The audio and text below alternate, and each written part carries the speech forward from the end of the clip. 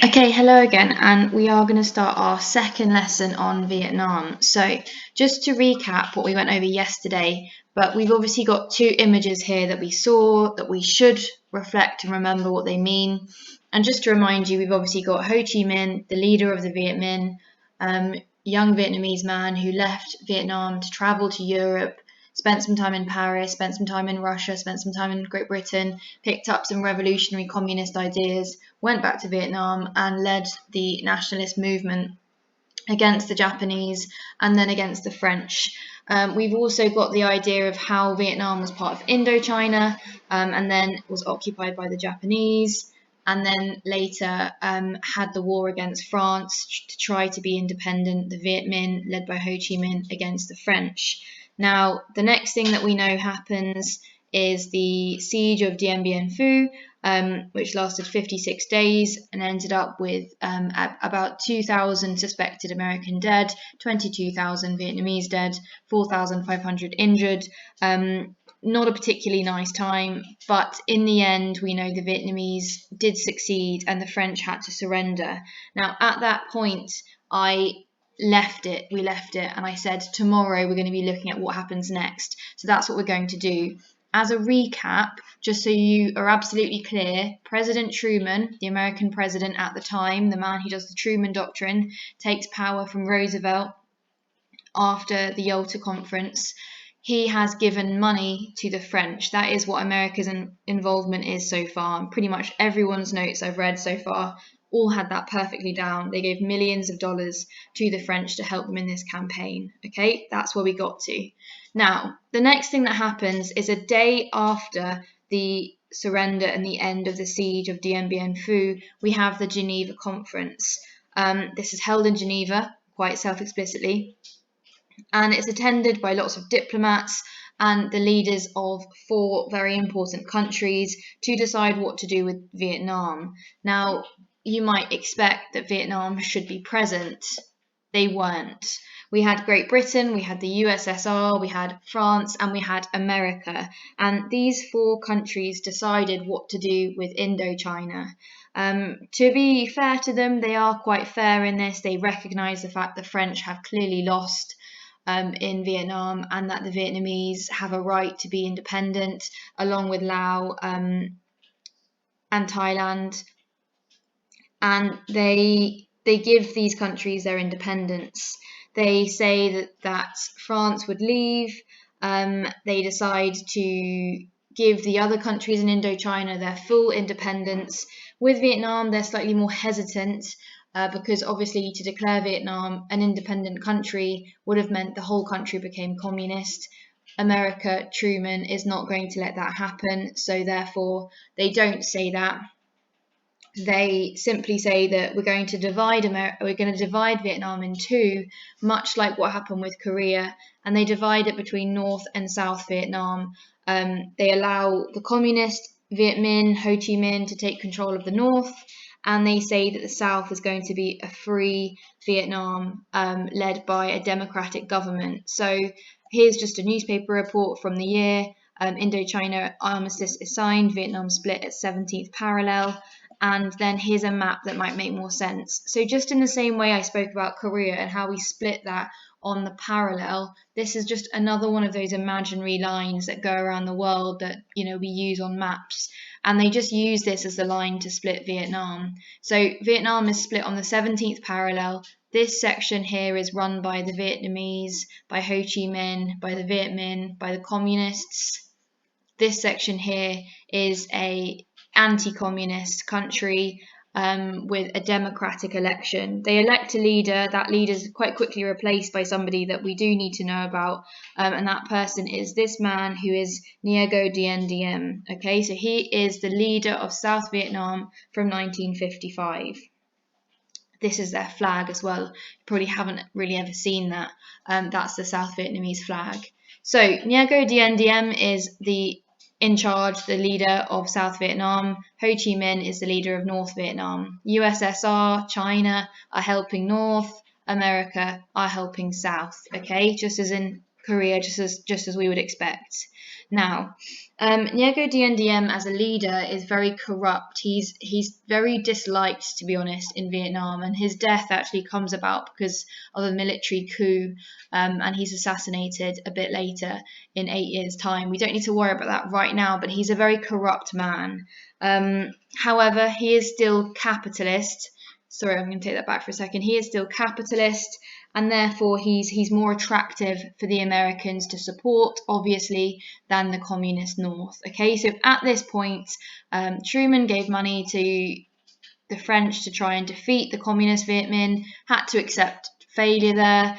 They gave the Viet Minh half the country, and America now have ties with the South, trying to keep that Southern government in control of the south of Vietnam to stop communism spreading into the South. Now, while this is happening in the north of Vietnam, we have a group developing. Now, initially that group was the Viet Minh, the nationalist fighters that fought for Ho Chi Minh against the Japanese in the Second World War. Now that group develops, and in 1960 we have a new group form. Now they call themselves the National Front for the Liberation of South Vietnam. They're more commonly known as the Viet Cong, okay? So I'll refer to them from now on as the Viet Cong. This is somewhere where students get a bit confused. We get confused between the Viet Minh, the Viet Cong, and all this different time and everything that's changing. What you need to try and get in your head is that France, Indochina, Viet Minh, Japan, First, Second World War, that all happens. Now we are, 15 years later, we're in 1960. Because of all that's happened, we've ended up with a Vietnamese with a communist North Vietnam and a capitalist South Vietnam. So all of that learning really comes down to the fact that by 1960, we have a communist North with Ho Chi Minh and the Viet Cong, and we have a democratic capitalist South, okay? That's really it from the background that we really need to understand. Don't get confused now with the Viet Minh, we're leaving them behind. The Viet Cong were very similar in their appearance, their form of fighting, okay? We often see pictures of them using, holes in the ground, using the woods, using the fields. They were very much guerrilla fighters. And as their name suggests, their main purpose now from 1960 is to try and unite North and South Vietnam. So very, very similar to what happened in Korea. The North invade the South, very similar. Apart from rather than a full-on invasion, we see some more guerrilla-style tactics using the environment, and we'll get to that in a minute. So 1960, the Viet Cong have formed, and the Viet Cong want the South to be reunited with the North and the whole country to become communist. Here's a little map of how this works. So their idea is that they use a special channel that goes down just to the left of Vietnam, and they call this the Ho Chi Minh Trail, okay? And they use this trail to get themselves into South Vietnam. So this is what we call the Ho Chi Minh Trail, and the Viet Cong, led by Ho Chi Minh still, are using this passage to get into South Vietnam, to cause problems, to cause conflict, to try and unite South with the North. At this point, in terms of presidents, we've had Truman, who gave money to the French. We then have Eisenhower, who gives money and advises to the South Vietnamese, to Ngo Dien Diem, to try and protect them from the Viet Cong who are coming into the country. Okay, so Eisenhower, the next American president, is giving money and military advisors to South Vietnam to try and protect them from the Viet Cong. Shortly after Eisenhower, we have Kennedy. We might have heard of him. We're getting towards 1961, 1963 now. He continues the same passage of relationship with South Vietnam. The war with the Viet Cong is ongoing, and he ups the amount of advisors they send to South Vietnam. So he's still sending money, he's still sending advisors, and we don't have any American soldiers in Vietnam at this point. So all those images, if you've watched any of the documentaries, all the film footage of the American soldiers in Vietnam, none of that has happened yet, okay? So far, we have sent money, we've sent military advisors. Now, in 1963, within 20 days of each other in November, both Ngo Dien Diem and Kennedy are assassinated. They both are killed. It shows the instability that exists in Vietnam, and it also shows, well, it also leads to a new president coming to power, President Kennedy's deputy by the name of Johnson.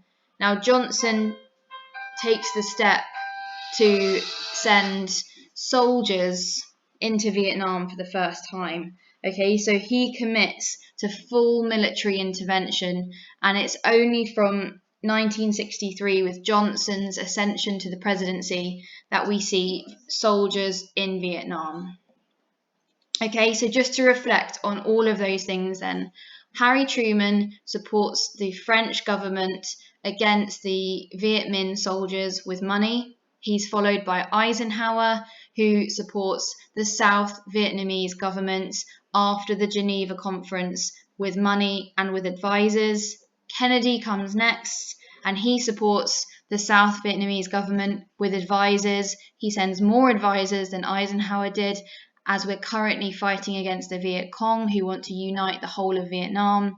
And then finally, Johnson, after Kennedy's death, decides to send soldiers, American men, into Vietnam to try and protect South Vietnam from the North Vietnamese communists. Okay, so this escalation shows us just how committed to containment America is. By the point of Johnson, we can really see that we're committed to containment now, and we're ready to pay quite a high price with American lives. Now, tomorrow we're going to look at a little bit of what actually happens when American soldiers get to Vietnam. What are some of these controversies that exist? Use of chemical weapons, the death of civilians, lots of things like this have kind of clouded, I guess, the memory of Vietnam, especially in most American or some American minds, and lots of men died in Vietnam. So that's why it's a very emotive topic, really. But for today's lesson, what I want you to be really clear on is that passage over time, the legacy that was left by Truman and the French and Indochina, how that led to the Geneva Conference and the splitting of North and South, how that led to the creation of the Viet Cong in the North, who want to unite North and South together, Eisenhower and Kennedy giving advisors, giving money to this government to try and keep it from falling to communism, and finally Johnson, who decides to send in soldiers because they are so committed in America by this point. They just cannot fathom, they do not want South Vietnam to fall to communism in that same domino effect they've seen in other countries in the world. Okay, so that will be the basis of our notes today. Please work through the tasks, ask me questions, let me know if you have any problems, and hopefully this has really explained clearly what's happening.